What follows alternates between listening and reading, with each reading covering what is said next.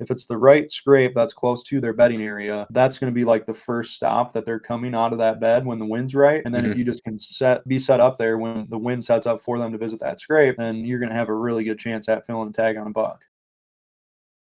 So that clip is actually from a Q&A session within the Next Level Whitetail School community. And I thought it'd be the perfect starting point to take a quick tactical deep dive. Because if you can understand how to hunt this exact kind of scrape, a scrape that is tight to bedding along an exit route that a buck naturally wants to take when the conditions line up, you can build a plan for an aggressive early to mid-October stand location that can be your best chance at catching a certain buck on his feet in daylight. So in this video, I'm going to define exactly what this scrape is and pull up a map and take a quick tactical deep dive into an actual scrape location that I've hunted for years next to a known buck bedding area. And by the way, I'm Greg Kazmersky. I design and improve whitetail properties that create predictable opportunities. I help hunters across the state of Ohio buy and sell hunting land, and I'm working on building a community of growth-minded whitetail hunters who are looking to take their whitetail strategy and success to the next level. So let's dive in.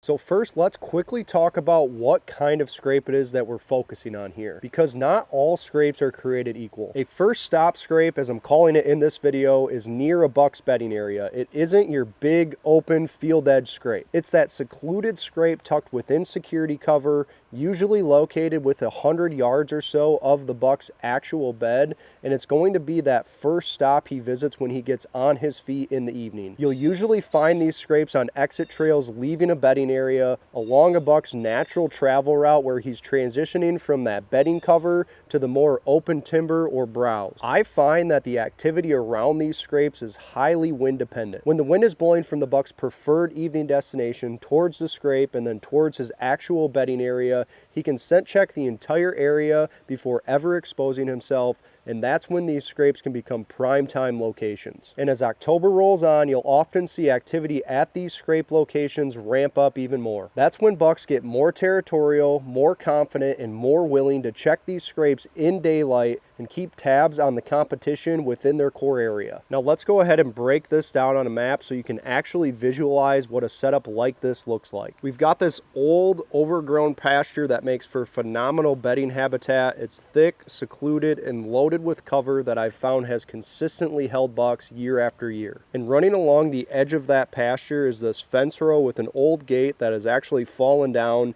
It creates this natural opening that funnels movement right out of the bedding area. And just outside of that gate, about 50 yards, sits this first stop scrape. This thing is tucked inside of cover, positioned perfectly along the natural flow of travel, exiting bedding and heading towards nearby food sources and doe bedding. So how exactly do you hunt a scrape like this? You want to start by asking what wind direction would make a buck feel comfortable leaving this bedding area and visiting this scrape. In this case, that's a north to east wind, maybe even a touch southeast. A direction that allows him to scent check the area ahead of him while keeping the bedding security to his back. Once you have this, identify a stand location that will carry your scent away from the buck's anticipated travel route between the bedding area and the scrape. In this example, we use the terrain to our advantage, accessing through a drainage that keeps us out of sight, setting up on the preferred wind for the buck, and letting the thermal pull our scent downhill and away from that core buck movement. And that's how you go about finding a setup where you can hunt the wind that's right for the buck, not just a wind that's comfortable for you. And that mindset alone can completely change your success on these tight, high odds, high risk setups. So to wrap things up, this kind of first stop scrape is the perfect mix of strategy and timing. It's close to bedding, it plays the wind in the buck's favor, and it gives you a shot at daylight movement when everything lines up. And the key takeaway here, it's not about luck. It's about understanding why a buck feels safe to move through this area